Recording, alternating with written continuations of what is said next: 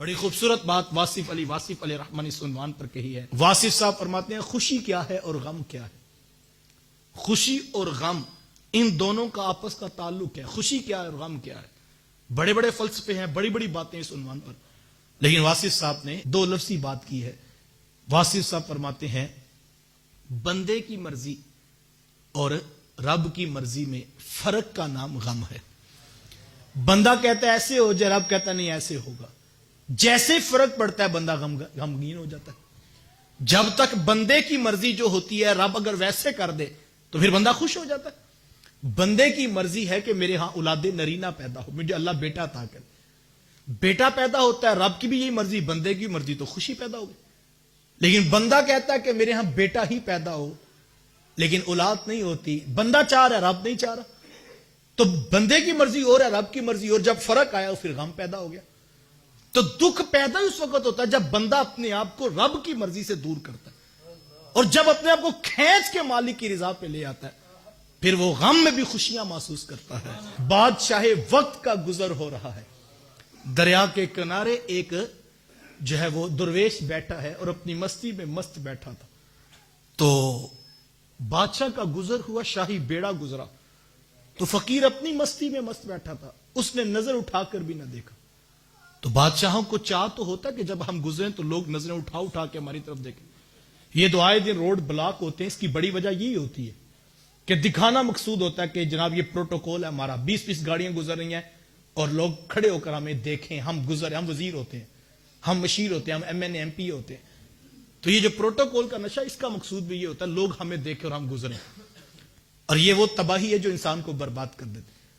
خیر جب بادشاہ کا گزر ہوا, فقیر اپنی مستی پہ بیٹھا تھا, تو بادشاہ کو حیرت ہوئی کہ اتنا بڑا شاہی بیڑا اس کے سامنے سے گزرا اور اس نے نظر اٹھا کے بھی نہیں دیکھا.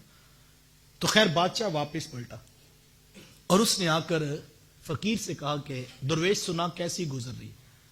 تو اس نے کہا بادشاہ اللہ کا بڑا کرم ہے, بڑی خوبصورت گزر رہی. تو کہا پھر بھی بتا تو صحیح کیسی گزر رہی. اس نے کہا بادشاہ اس سے اچھی اور کیا گزرے گی کہ سورج میری مرضی سے طلوع ہوتا ہے اور میری مرضی سے ہی غروب ہوتا ہے. بادل میری مرضی سے برستے ہیں, بارش میری مرضی سے آتی ہے, ہوائیں مجھ سے پوچھ کے چلتی ہیں. تو بادشاہ اس سے اچھی بھی بلا کسی کی گزر سکتی ہے. جس کے پاس سارے نظام کا اختیار ہو اس سے بھی اچھی بلا کسی کی گزر سکتی. تو بادشاہ نے کہا کہ تو ہوش میں تو ہے, تو کیا کہہ رہا. کہا کہ میں ٹھیک کہہ رہا ہوں. بادشاہ نے کہا کہ پہننے کے لیے تیرے پاس لباس پورا کوئی نہیں, کھانے کے لیے لقمہ تجھے میسر نہیں, اور یہ ٹھٹھرتی ہوئی ریت کے اوپر تو بیٹھا ہے اور تو کہتا کہ سارا کچھ میری مرضی سے چل رہا. اس نے کہا بادشاہ میری مرضی سے چل رہا. بادشاہ نے پھر جڑا کر کہا کہ تجھے ہوش تو ہے, تو کیا رہا ہے, یہ سب کچھ تیری مرضی سے تو نہیں چل رہا, یہ تو رب کی مرضی سے چل رہا. اس نے کہا نہیں بادشاہ, تیرا اپنا انداز سوچنے کا, میرا اپنا مزاج ہے, میں تجھے بتا رہا ہوں یہ سب کچھ میری مرضی سے چل رہا. جب بادشاہ ماننے کی طرف نہیں آتا اور پھر کہتا ہے کہ یہ تو جھوٹ بول رہا ہے, یہ سب کچھ تو رب کی مرضی سے چل رہا ہے. تو وہ درویش ہنسا اور کہنے لگا بادشاہ تو بڑا نادان ہے, میری مرضی بھی تو وہی ہے جو میرے رب کی مرضی ہے. وہ کہتا ہے کہ سورج مشرق سے طلوع ہوگا, میں کہتا ہوں جو منظور ہے مشرق سے طلوع ہوگا. وہ کہتا ہے مغرب میں غروب ہوگا, میں کہتا ہوں جو منظور ہے مغرب میں ہوگا. وہ کہتا ہے آج کڑکتی دھوپ ہوگی, میں کہتا ہوں جی منظور ہے آج دھوپ ہوگی.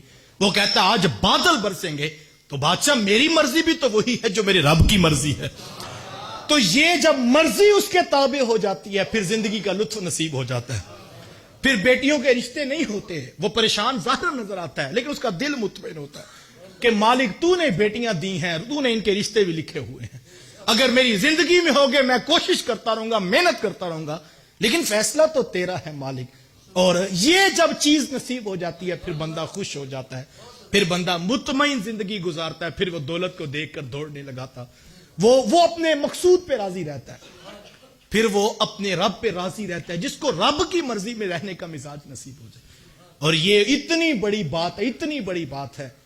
ایسا شخص جو اپنے رب کی مرضی پہ راضی ہے, کل حشر کے میدان میں قیامت کے دن اس کو اس لہجے میں آواز دی جائے گی, یا ایتھا النفس المطمئنہ, اے نفس مطمئنہ, ارجعی الی ربک, آجا اپنے رب کے پاس آجا.